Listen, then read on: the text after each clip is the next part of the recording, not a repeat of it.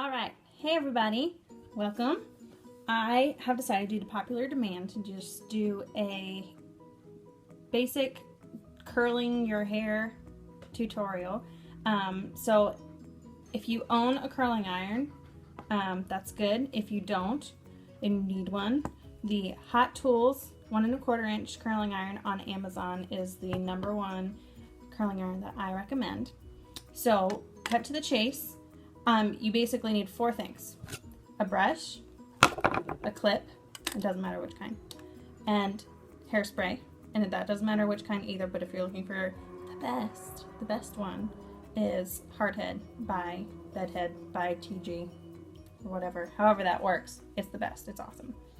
And then your curling iron. So hope you don't mind, Dallas is going to join us because he gets jealous when I talk to technology. I apologize if he interrupts a little bit. But first thing you're going to do, I washed and blew my hair dry this morning. So a lot of times I go 2 to 3 days without washing my hair. I shower, don't freak out. And then I use dry shampoo before I go to bed, soaks in overnight, and then in the morning I don't have that greasy look right up on my roots. So first thing you're going to do after washing or after dry shampooing and blowing it dry, all of that, you're going to section your hair in 3 parts. Not right away, but there'll be 3 sectioning times, basically. So first time you section, it's going to be from your ears down, basically, or right around that area, depending on how much hair you have. If you have a ton of hair, you might have to section 4 different times. If you don't have as much, you might only have to section twice. It's completely up to you and what works for you. Always hairspray beforehand. I have a lot of people ask me that a lot. When do I hairspray? What's the best time? Should I do it before, during, or after? Not during. You're going to cake up your hair or your curling iron, and it's only going to get that part that's like right on the outside, and that's not even affecting much at all. So I hairspray before and after. Beforehand to help hold the curl and to protect your hair. After to hold the curls after they've cooled. Okay, watch out, Dallas.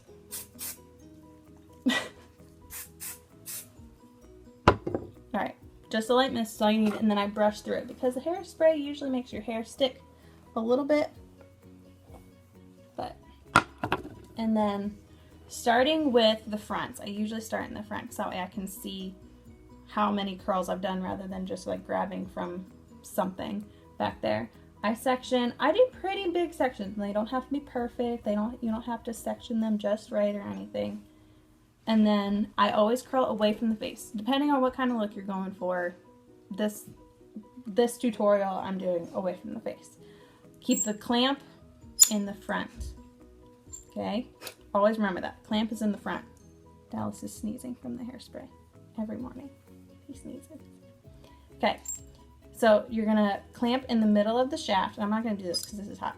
But you're going to clamp in the middle shaft and then curl away from your face towards your head.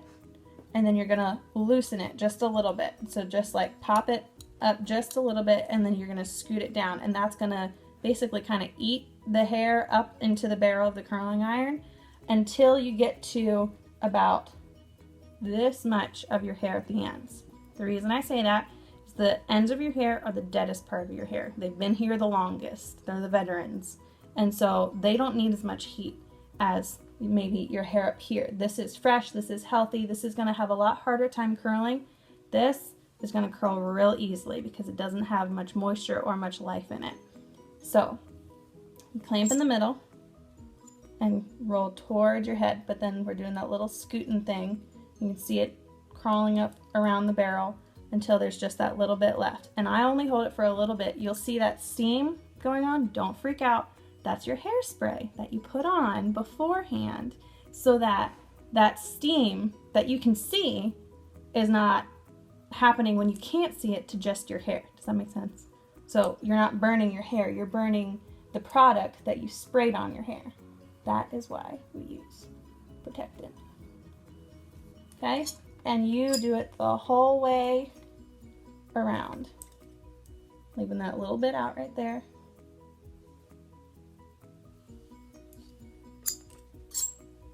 See, that's a big chunk. You don't have to grab teeny tiny chunks.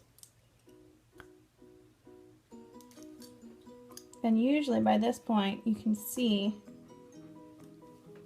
what you've missed and what you've curled. Sorry about the squeaks in my curling iron. I've had for a long time. Because it's the best. And then don't touch them.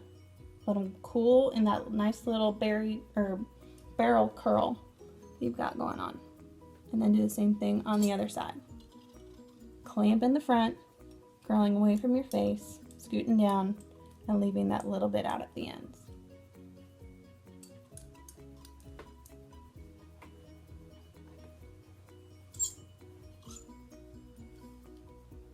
And I usually recommend having the barrel be vertical, up and down, rather than sideways. If you have a really hard time maneuvering the wand because of that, that's okay. Okay, now once you get to the back, I mean, it can get tricky depending on how long or short your hair is, but it doesn't, I mean, however you need to get back there, just don't burn yourself. My mother would probably be freaking out right now. Afraid I'm gonna burn myself. All right, so you've got your first layer done. Doesn't take too long. Once you practice, once you do it a lot, it gets easier. And then you're gonna section your second section. And that, I usually say from around the temples to like right at that top, just pulling up this crown section right here. And clipping that out of the way, and then you start your second section. Same exact thing.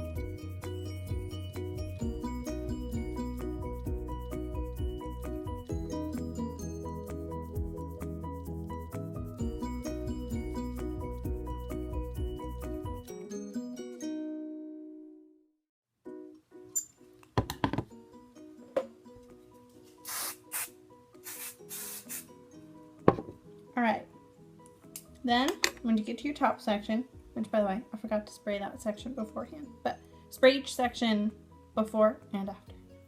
You don't have to do it after until you're completely done if you don't want to, but find your part. And you don't, normally if you part your hair on the side, if you don't, it can be a little bit different.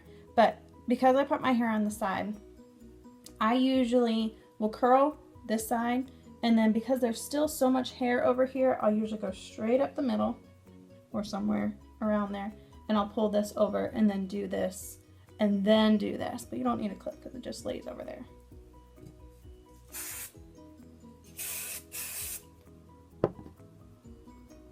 And then I like to do these front little sections in a little bit smaller kind of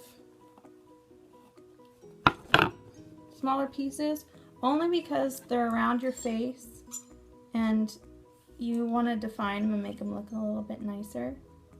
You don't have to. You can take big sections, but that's just what I prefer.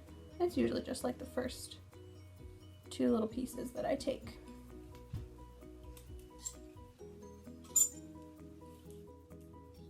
And this is the part where I split it in half and then do the other side.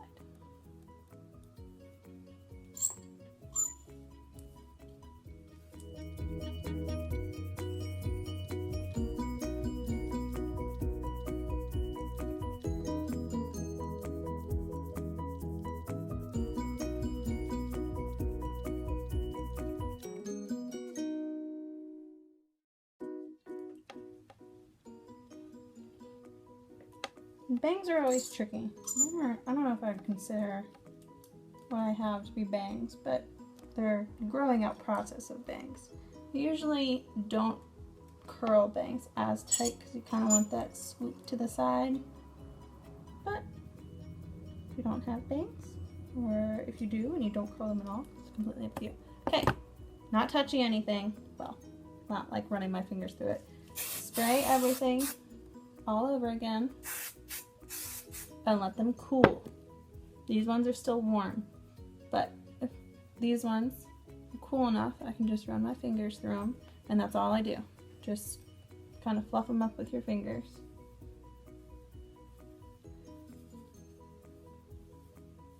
And once the ones are on the other side cool,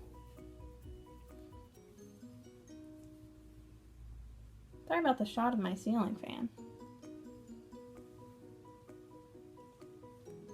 And then you can spray again if you want to. But that is your basic tutorial on how to do loose curls. You can use a smaller barrel to get tighter curls.